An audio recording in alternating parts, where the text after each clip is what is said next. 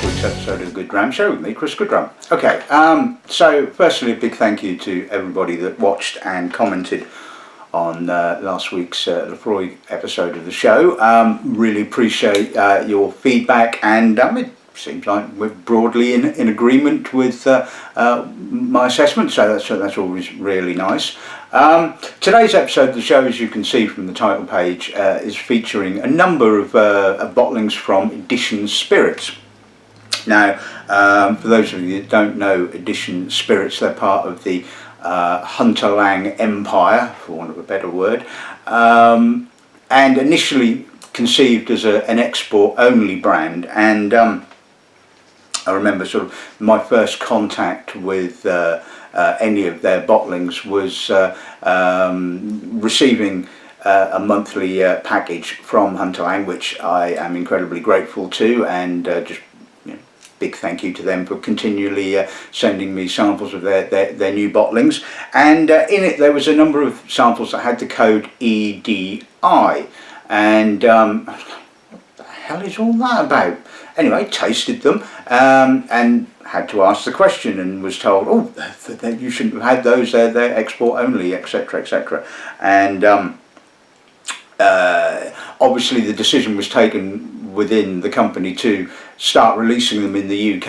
I believe originally that they didn't want to, because they thought that there would be they'd probably take sales away from Hunter Lang. And if you notice from their releases, so often you will get to see the same well, not necessarily the same cask, obviously, but the same whiskey, and which have probably come from batches that have been matured by Hunter Lang. And it's quite interesting, because obviously the OMC range is bottled at 50%, whereas the Edition Spirits range, the first editions as they're called, are obviously bottled at cask strength. And sometimes it's really quite interesting, you might get, say, a 21-year-old Linkwood, for argument's sake, one bottled by OMC and one in the Edition Spirits range. And it's just really interesting to see, essentially, like I said, from the same batch of casks, how they differ between the two strengths. But anyway, we're obviously not here to talk about those.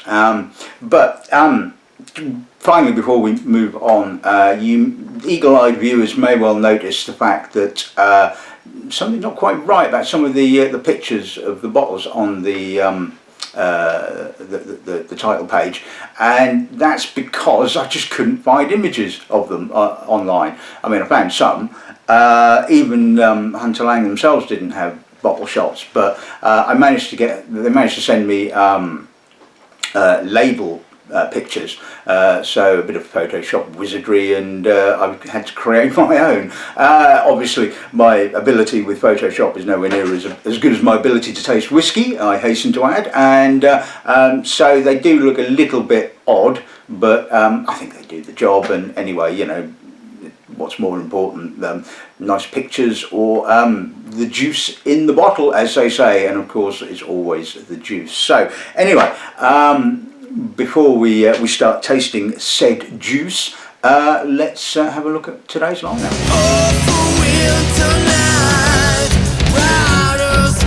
Right, okay, so let's kick off with a 26-year-old Glen. I always love it when we kick off with something with a bit of age, always a bit of fun. So this was a single refill bourbon barrel, HL 16784, distilled in January of 1993, bottled fairly recently, as this was part of the July releases, and was bottled at 56.7%. Now the next two are quite interesting, because this is a 22-year-old Hector Macbeth.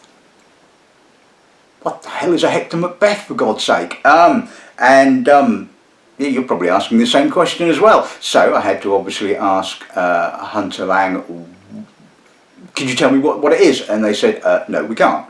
I had to do a bit of detective work, and it turns out that there's a company in California called K&L Wines that had a Hepburn's Choice bottling bottled specifically for them of Hector Macbeth, and they claimed it was a Wardhead. Wardhead is the name given to Glenfiddich, teaspooned with Balvenie. So it's a 22-year-old single refill bourbon hoggy, HL16650, bottled at 53.6% and distilled in February of 1997. So technically, for all intents and purposes, this is 22-year-old Glenfiddich. And, well, the 21-year-old Glenfiddich is currently retailing for about 137, 140 quid. This would go on the shelf at just over £100, about 102, there or thereabouts. So, as we well know, teaspooning makes pretty much no difference at all to the character of the malt. So you're getting a bit of a bargain there, it has to be said. And the same can be said from the third bottling, which is a 23-year-old John McCrae. Again, who is John McCrae? I mean, I know Colin McCrae, who's a Scottish rally driver, but anyway, this apparently again was bottled as a Hepburn's Choice bottling for K&L Wines, and it's Burnside. Now, Burnside, as you may or may not know, is the opposite way around. It's Balvenie teaspooned with Glenfiddich. So it's 23 years old. It's a single refill bourbon hogshead, HL15543, bottled at 44%, distilled in June of 1995, and again bottled fairly recently. Again, price comparisons, this is about £100 on the shelf, whereas Balvenie 17-year-old Doublewood is 102, and the 21-year-old Portwood is, I think, about 130, 140 pounds, something like that. So again, if you know your terminology, you're getting it, well, I'd say pretty much a bargain, assuming of course the juice in the bottle is good. That's always the key, isn't it? The fourth bottling we'll be looking at is a weird and wonderful one. It is a 14-year-old Inchfad. Now, for those of you that don't know, it is a bottling that was produced by Loch Lomond, and Loch Lomond not only produces sort of like their standard Loch Lomond, they have weird and wonderful peated bottlings like Inchmuir and Inchfad, and I think there's another one whose name eludes me. And obviously, at the moment, I think it's only the Inchmuir that is they bottle as part of their own range. So this could be interesting. It's again a single refill bourbon hoggy, HL16785, distilled in March of 2005, and again bottled relatively recently. It was part of the June releases. So I think that's going to be interesting because well, we know Loch Lomond can be a bit peculiar, should we say. And finally, kind of a tie-in with last week's episode of the show, we have two bottlings of Laphroaig. And why not? And I did think about not putting them in, but because they're on the shelf at work, so there you go, that's a bit of a giveaway, isn't it, as to how good they are, I thought, let's include them. I need to sell them. Honest. So the first one is a 13-year-old Laphroaig, single refill bourbon hoggy, HL15534, bottled at 52.5% and distilled in December of 2008 and bottled towards the tail end of 2018. And finally, an 18. Yeah, somebody I think mentioned that they missed the 18-year-old Laphroaig. So if you like the sound of this one, maybe that'll be a good replacement. And I mean, it's not cheap. It's 150 odd quid, but you know, 18-year-old Laphroaig, you are going to pay for it.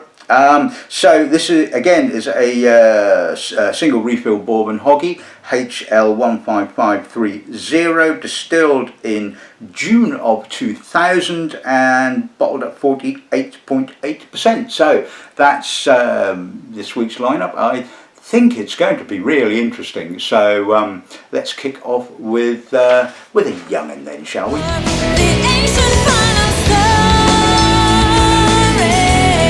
Right, okay, so Old Glen Keith, see what the nose gives us. Oh, that's a lovely nose. Broad, dense, herbal, honeyed, malty, little bit of sawdusty, mature American oak. Oh, touch of white fruit, touch of gooseberry as well, licorice, nettles. Oh, fabulous. I do love Glen Keith. It is such a sort of overlooked bottling, it has to be said. This is absolutely sensational. I mean, 120 quid retail, yeah. I mean, it's not going to be cheap. I mean, you know, 20 odd plus year old bottlings of any whiskey are going to be expensive, but this nose is gorgeous. There's a touch of lemon coming out now, and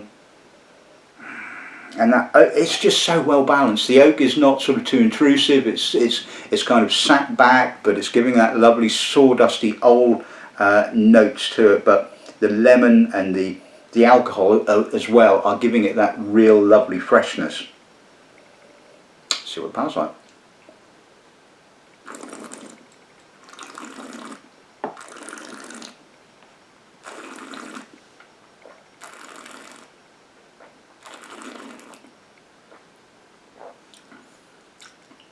Tight, but honeyed, dense, juicy, malty, again slightly herbal, lightly spiced, subtle oak, again a little bit of that sort of sawdusty old kind of character. Quite a tangy mid-palate. The citrus kind of comes in, which we found on the nose, along with the alcohol, gives it that real, not tartness, but tanginess. It's not quite at the sort of tart end of the citric spectrum, and it's refreshing and it's balanced. It's a little masked by the alcohol, but it's got a lovely mineral and barley aftertaste. So we're going to put a drop of water with it and just see what that does to it. Oh, now it's classic. It's really brought out the tangerine, the orange, the juicy citrus, even a smidge of clementine as well. I mean, it's just absolutely gorgeous. There's a little bit of granulated sugar, a little bit of dusty barley. The oak has kind of dropped off a little bit, but it's still got, and it's got maybe a little bit more vanilla than the sort of the dustiness, but it's still absolutely gorgeous. See what it smells like now.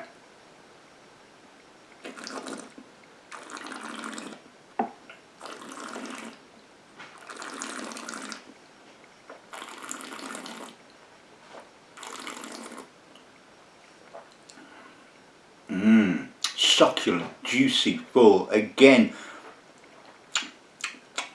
orange and tangerine, and it's like liquid honey coated tangerine infused honey. Yum yum yum. That is stunningly good. I mean, wonderfully balanced. Again, the oak has kind of dropped off a little bit, but you know, that juicy citrus character, it's just I mean, the sort of tanginess has kind of dropped off again, which is not a surprise, but it's luscious, and it is just the sort of whiskey that is just, I just love to drink. I mean, absolutely stunning. And yes, 120 quid, but my God, that's worth it. Right, okay, so let's move on to the Hector Macbeth. So as I said, this is probably a bottling of Wardhead. So let's see what the nose gives us. Mature but crisp. There's an almost kind of rummy dried fruit kind of note going on. It's obviously the oxidation of the cask is giving it that. There's some luscious mature honey, touch of rye almost, so I'm guessing that although this was a refill hogshead, it's been a fairly active cask. Herbally spiced, touch of toasty oak, but it's got that lovely sort of vibrant Glenfiddich citrus and gooseberry and lime. I mean, that is just absolutely gorgeous. It melds together sort of like the mature oxidation character and the sort of the wonderful crispness of Glenfiddich absolutely superbly. So, 102 quid. Well, yeah, absolutely gorgeous nose. Let's see what it tastes like.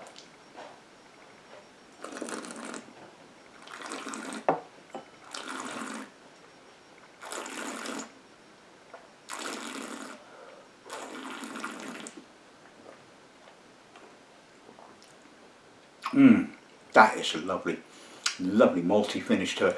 Again, wonderful balance, crisp gooseberry, lime, Glenfiddich, fresh fruit, mature, oxidised fruit character, a touch of dried fruits, again, lightly rummy, grilled nuts, apricot, even a smidgen of pineapple as well. I mean, it's got that sort of, it is really complex.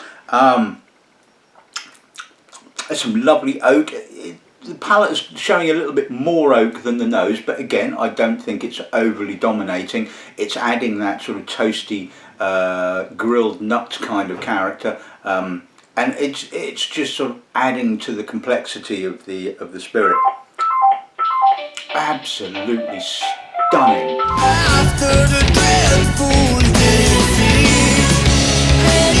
Okay, so apologies for the interruption there. Let's move on to the next bottling. This is the 23-year-old John McCrae, or possibly Burnside. Anyway, let's see what the nose gives. Oh, that's a dense and rich nose. Do you know, I mean, I know it's when I first tasted this, obviously I didn't know what it was, didn't know the cask type or anything like that, and it has got an almost refilled sherry kind of character. It's got a touch of dried fruits. It's certainly got that richness, and when I looked at the colour, I thought, yeah, okay, that could be a refilled sherry cask, or in essence it's not. It's obviously a very active refilled bourbon cask. But oh, that's stunning. I mean, that is really fruity, and it's got sort of raisinated fruit, barley, dusty oak, ginger, apricot. Oh, some lovely vanillins as well. Not quite so much sawdusty American oak that you often kind of get, but oh, that's fragrant. It's balanced. It's really dense, really succulent, and really fruity, but certainly not one-dimensional. I mean, that is just absolutely stunning. And 100 quid.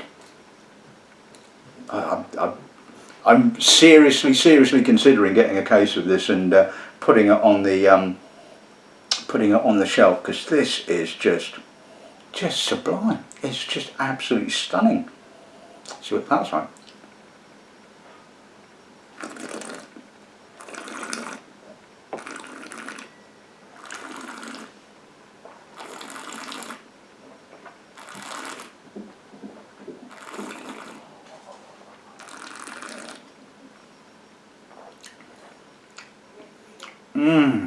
Mature honey. A little bit more oak to kick off with, a little bit more vanilla, toffee, then the sort of oxidised fruit, slightly rummy, column still kind of fruit comes through, but it's got a lovely density and maltiness and barley, and again it's got that refilled sherry kind of raisinated fruit, not quite raisins, but sort of maybe called a sultana and maybe a dried fig, that kind of thing, which is obviously oxidation characteristics rather than sherry cask. Lovely sort of softly gingery spiced finish, again touch of vanilla, barley continuing, honey. I mean, that is just a stunning whiskey. It really is. And you know, ignore the fact that it's you know, effectively a vatted malt. We know, well, we assume, should we say, that we know. Hang on, I'm sounding a bit like Donald Rumsfeld. There are known unknowns and unknown unknowns, and I think this is a known unknown. I think. But like I said, I mean, that whatever it is, who cares what it is? It's bloody good.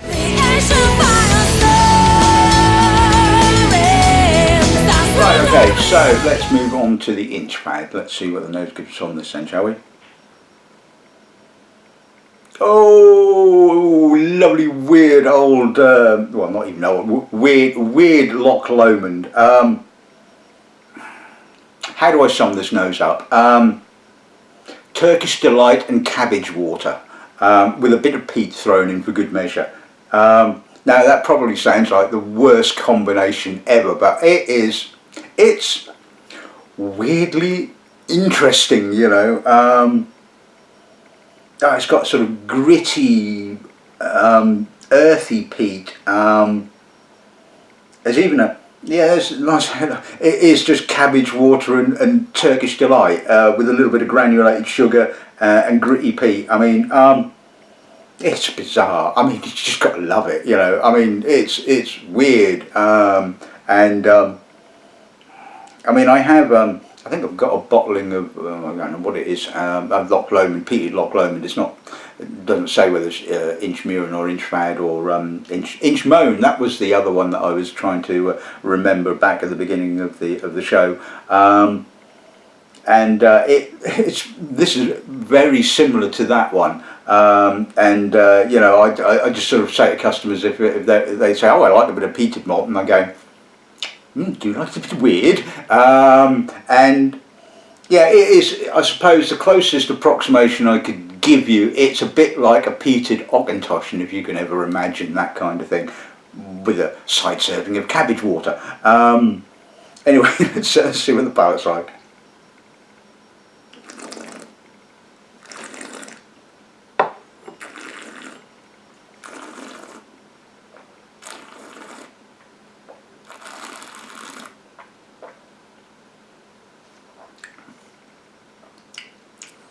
I would like to say that the palate is a little bit more conventional, but it isn't. It's kind of, there's a little bit of faintiness, there's still a bit of cabbage, touch of white fruit, Turkish Delight, granulated sugar. I mean, peat, earthy peat, quite a citric finish, almost verging on austerity. I mean, what is it, 56.3? Yeah.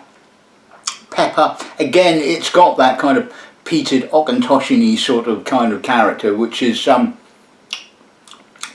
interesting. I mean, it's not a terrible whiskey at all. It's not sort of horrible. I mean, it might sound it, like I said, you know, but it is really intriguing. It's not the sort of whiskey that, you know, everybody's going to enjoy, and probably there's only a few of you or us weirdos out there that probably would enjoy it. But it's interesting. I mean, whether of course you'd want to pay £83 for interesting, of course, is another matter. But you know, let's see what a bit of water does to it. Right, now it's a bit cleaner now. We've lost some of the cabbagey notes. It's got a little bit more lemon, a bit more barley. It's a bit more sort of, yeah, normal, I suppose, for want of a better word. Touch of vanilla now as well. It's settled down. It's not quite such a weird creature, shall we say, but there's still has that edge to it. Nevertheless, see what the palate's like.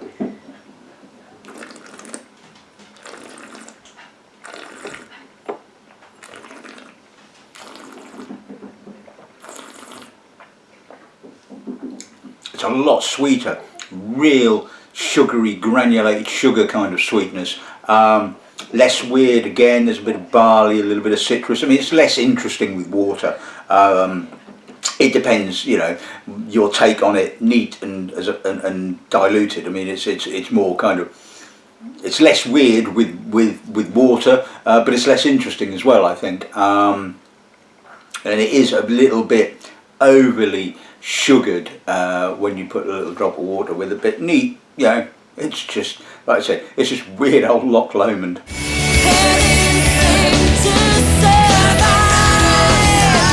Right, okay, so let's move on to the 13-year-old Laphroaig. Let's see what the nose gives us on this end, shall we? That's really nice. Slightly high-toned, white fruit, menthol, Lovely combination of earthy and sweet and medicinal peat. Really balanced, actually. Sort of, you know, the three sort of peat characteristics seem to be sort of quite harmonious. It's a little bit of green banana, a little bit of apricot, salt, cinnamon, a little bit of rubber as well. Yeah, I mean that's a lovely Laphroaig. It's not the sort of the most weightiest of Laphroaigs. It's got a more kind of coal ealery kind of fresh crispness to it, but not quite as crisp. Really nice. I think it's really nicely balanced. It's kind of, you know, just a lovely Laphroaig nose. I mean, it's not a banging peat monster or a medicinal monster. It's quite subdued is the wrong word, but you know, like I was saying, the peat characteristics are both sort of sweet, earthy, and medicinal, and it's really got a lovely complexity. So, touch of charcoal as well. Anyway, let's see what that's like.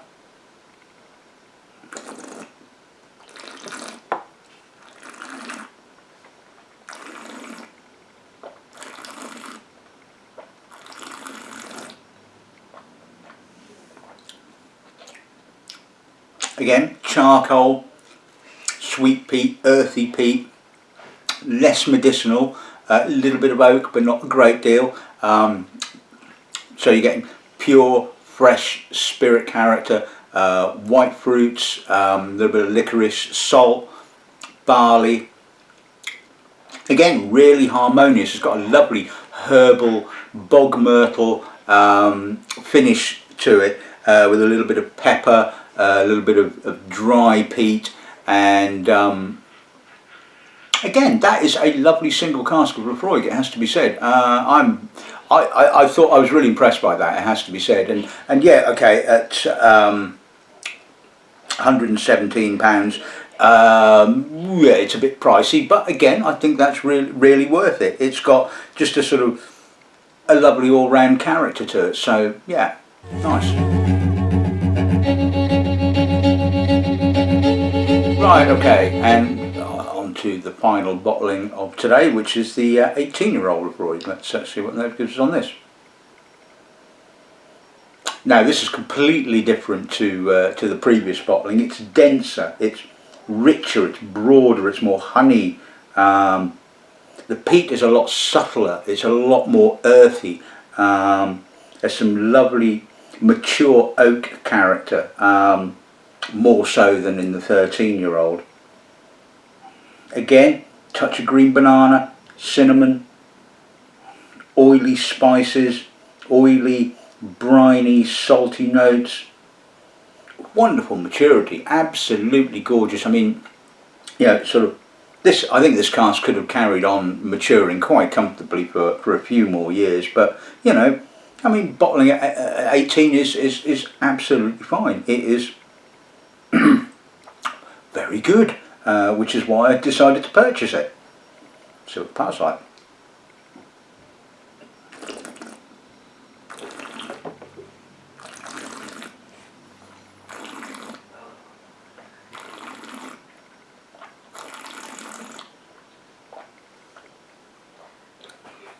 Elegant, mellow, mature, but still has that salty citrus twang to it. A little bit less oak than on the nose. Still wood smoke, coal, dusty peat, a little bit of medicinal notes kind of coming through. Seaweed, barley, a little bit more salt certainly on the finish, but all the way that sort of mature fruit character. Rich and dense fruit character is kind of just forming a bedrock for everything else to kind of like move around, and it's slightly more classic Laphroaig, I would say, in that it has that sort of oily weightiness to it, as opposed to the 13, which is more Caol fresh, or old school Caol fresh, I would say. I mean, I tend to find sort of a lot of modern Caol has become a lot more oilier over the years, but Absolutely stunning. I mean, the finish on that really lingers and lingers. I mean, that is just a damn fine bottle.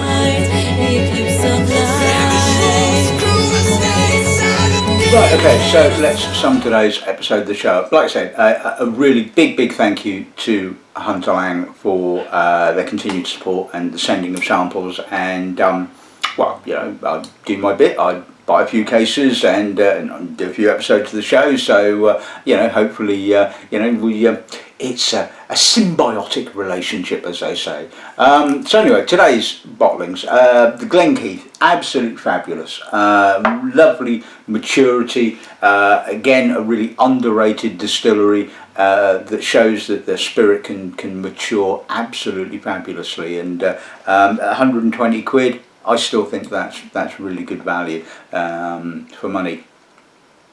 The Hector Macbeth, well, if it is Wardhead, if it is Glenfiddich Teaspoon Balvenie, again, the price is just really good. I mean, it's a lovely whiskey at the end of the day. It's got that sort of Glenfiddich crisp citric freshness, but it's got some lovely maturity as well. And like I said, you know, 100 odd quid, you can't argue with that. It's pretty damn good value for money. As is the John McCrae, which was just frankly stunning. I mean, absolutely stunning. I mean, I'd quite happily stick that one on the shelf, and the more I think about it, the more I think I've got to buy some of that.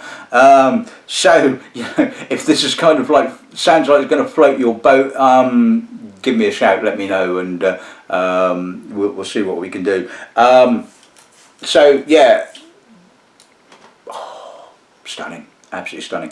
The Inchfad, well, you know, I love that. I mean, I have this kind of slight perversity. No, we're not talking about that. We're talking about perversity of whiskey. I do like it a bit weird sometimes. I mean, you know, this is not obviously not going to be to everybody's tastes, and I must admit that I think I would be a little bit reticent about sort of putting it on the shelf at 80 odd pounds, because that is a little bit steep for what is basically a bottling that has a very limited market, shall we say. But if you like it a bit weird, if you like it a bit sort of like left field, then why not? I mean, yeah. The 13-year-old Laphroaig, again, a really good bottling of Laphroaig, showcases its lovely sort of balance of peat character. It's got a freshness, it's got complexity. Yes, it's a relatively expensive bottling, but then old Laphroaig is going to be. But I guess if you still, you know, balance it up against distillery releases, it's still pretty good value for money. As is, I think, the 18-year-old, and you know, I wouldn't have bought it if I didn't think that, you know, it was really good value for money. Stunning old Laphroaig. I mean, you know, what's not to love about that? It has to be said. So yeah, there you go. That's this week's episode of the show in the bag. I hope you've enjoyed it. I hope if you have the opportunity to taste some stuff bottled by Edition Spirits, you know, there's some really good stuff about, as is evident from today's episode of the show. So until next week, I guess what's left to say is good afternoon and good running.